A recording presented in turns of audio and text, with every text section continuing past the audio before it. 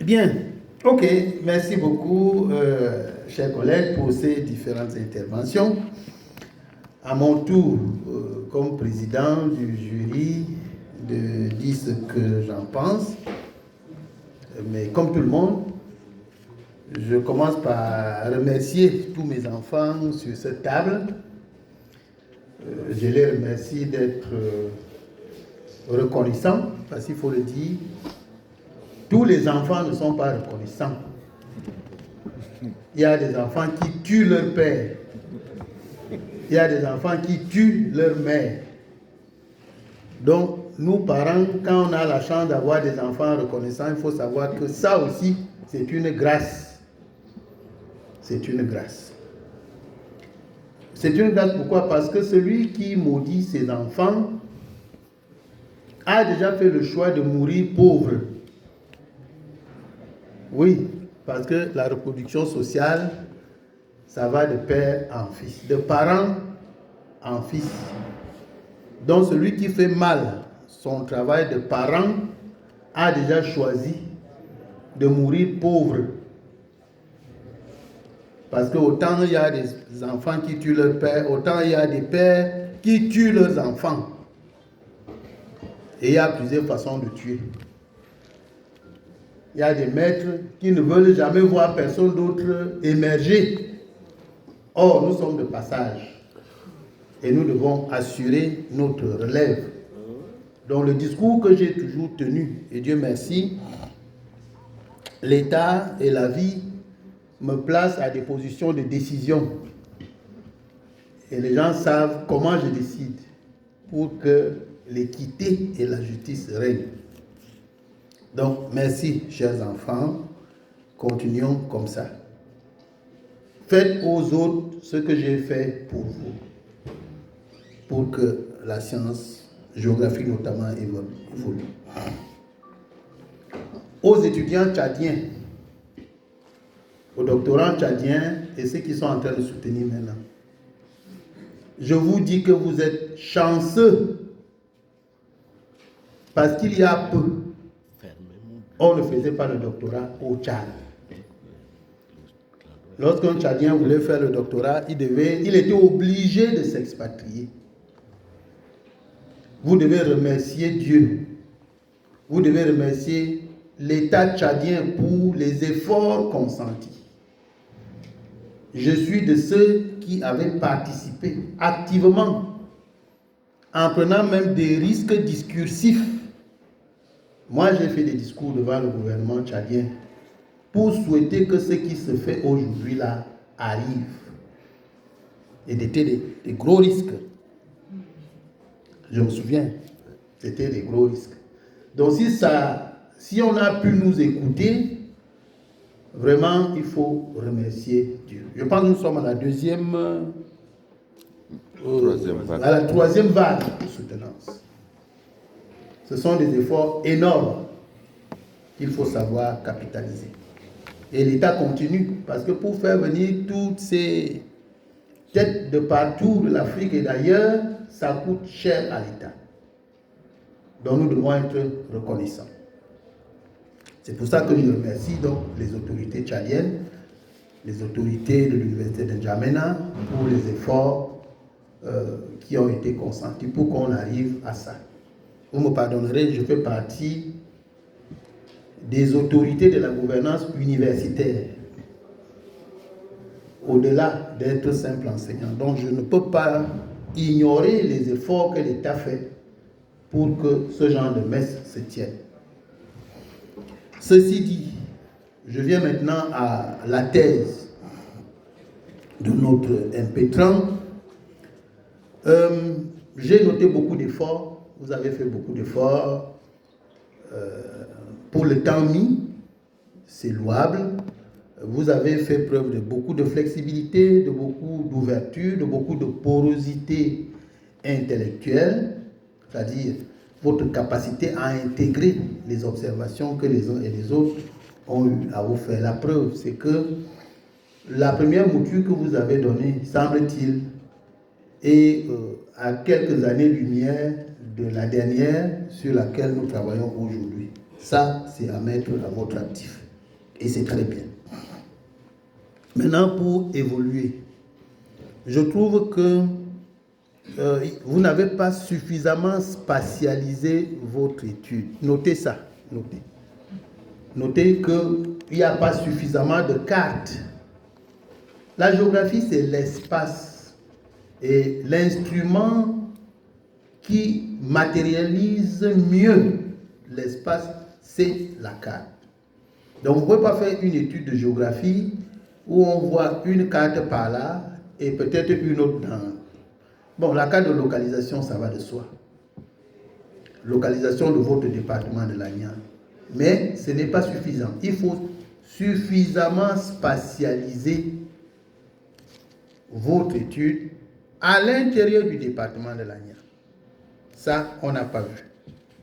Les cartes de flux, vous avez parlé des cartes d'occupation des sols. Pour moi, ce n'est pas suffisant. Ce n'est pas suffisant. Par ailleurs, ce que je n'ai pas vu dans cette thèse, c'est la modélisation. Il faut savoir que la géographie évolue. Vous partez de la description d'un phénomène. C'est bien. Mais la description, je peux dire, elle est naïve. Vous dites ce que vous voyez. Mais après ça, après la description, il y a l'analyse. Comment vous analysez le phénomène que vous venez de décrire? Après avoir analysé maintenant, vous devez passer à la modélisation. Ça veut dire quoi? Ça veut dire que vous concevez un modèle qui fera en sorte que l'analyse que vous avez faite dans l'Agnan puisse être extrapolée, puisse s'appliquer à une autre région, à un autre département. Si vous l'avez fait en 2025, vous pouvez faire des projections pour 2035, par exemple. Et c'est la modélisation qui vous permet de faire ça. C'est d'autant plus important qu'en géographie, il y a la théorie, enfin, ce que j'appelle la théorie de l'identité différentielle. Qu'est-ce que ça veut dire? Ça veut dire quoi? Ça veut dire que les choses que vous avez observées dans l'Agnan, on peut les avoir dans le Tibesti, on peut les avoir dans n'importe quel autre département du Tchad, comme vous pouvez même trouver ça dans le département de la vallée du Tem qui est au Cameroun, vous pouvez trouver ça ailleurs. Mais, même comme c'est un seul et même phénomène, il va s'exprimer différemment parce qu'il va tenir compte du contexte, il va tenir compte du temps, il va tenir compte d'un certain nombre de facteurs qui, eux, sont différents. Voilà pourquoi il faut absolument arriver à la modélisation. Donc, je vous donne là un axe de recherche pour la suite, si jamais le jury vous donne le doctorat aujourd'hui. Dans la suite de vos recherches, sachez que vous avez 1. à densifier la spatialisation, 2. à modéliser votre étude. Ce n'est que comme ça là que vous pouvez convaincre les pouvoirs publics de la véracité de votre démarche. Donc, notez ça. Maintenant, j'ai envie de vous poser une question qui devient un peu rituelle. On m'a dit que vous avez utilisé combien de théories? Il parlait de 9 théories. Les théories là, ça a été élaboré par qui?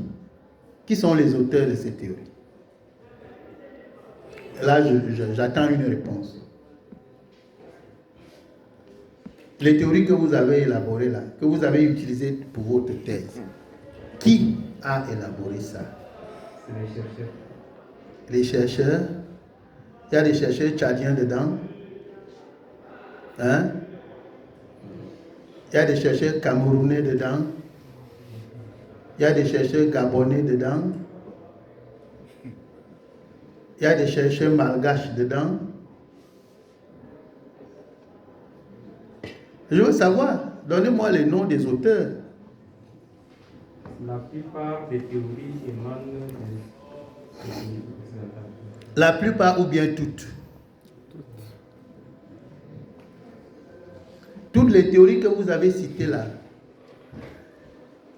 Mon frère, vous voulez dire quoi? Que les Noirs ne réfléchissent pas. Que nous, là, on ne sait pas penser. Vous croyez que les paysans que vous avez vus à Lagna là-bas, là, ils vous attendaient avant de vivre? Que sans votre travail-ci, ils ne vont pas continuer à vivre? Hein? Ils vivent même. Pendant que nous sommes en train de faire cours là, de faire notre... Ils vivent, ils ne vous ont pas attendu. Et leurs parents avant eux ont vécu. Avant même que l'homme blanc n'arrive au Tchad, les Tchadiens vivaient et bien. Ils réfléchissaient et bien. Ils organisaient leur société et bien, avec leur théorie, avec leur concept, avec leur cosmogonie, avec leur conception de la vie. Je parle à la jeune génération.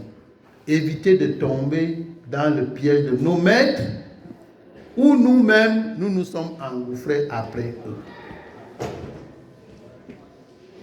Il faut que le génie de l'Africain puisse enfin éclore.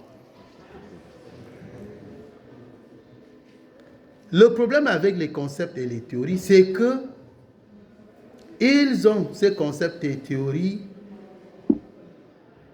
des actes de naissance. On sait où ils sont nés, dans quelles conditions, la philosophie qui est derrière. On ne peut pas continuer à réciter ce que les autres ont pensé, n'ayant d'ailleurs aucune garantie que ces autres-là nous dépassent quelque part.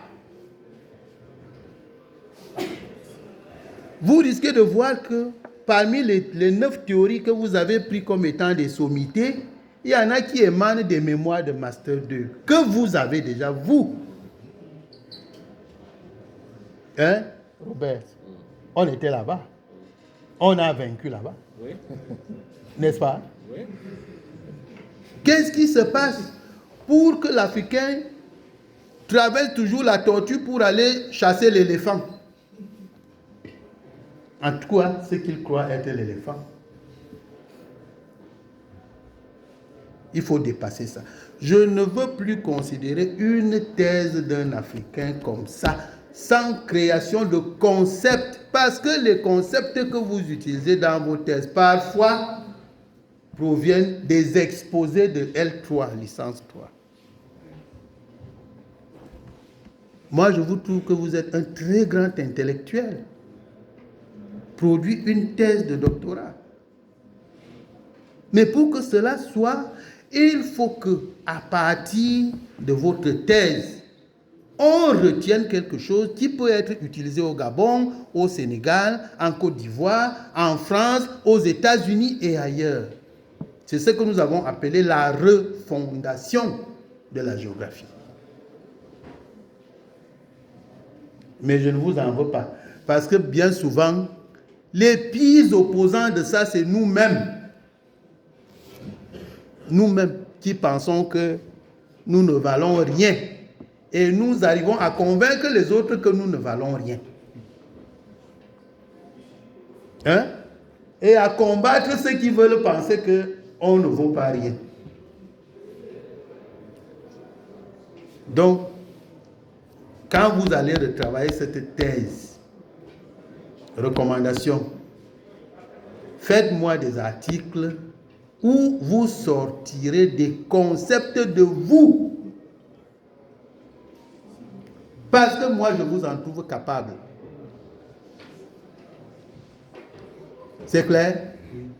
J'attends votre article dans les différentes publications que nous faisons, où je ne verrai pas ces 9 théories, mais les vôtres. Les vôtres. J'espère que c'est clair. Voilà. Bien. Après avoir dit ça, je ne demande même pas de... Je ne vous pose pas de questions. Parce que ce sont les instructions d'un grand-père. Parce que voici votre père qui est mon fils, donc vous êtes mon petit-fils.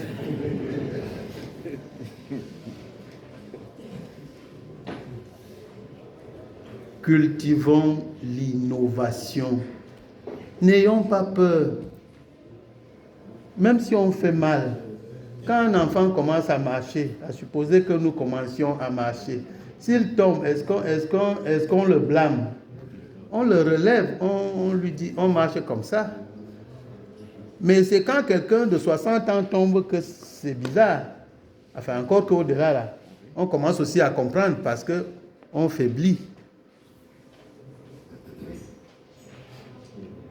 Créons. N'ayons ni honte, ni peur de créer. Hein? Voilà. Après avoir dit ça, si plus aucun collègue n'a quelque chose à dire, on va donc se retirer pour délibérer. Oui, le professeur Meda a une dernière inspiration. Sœur Madigoto. Madigoto. Pour renforcer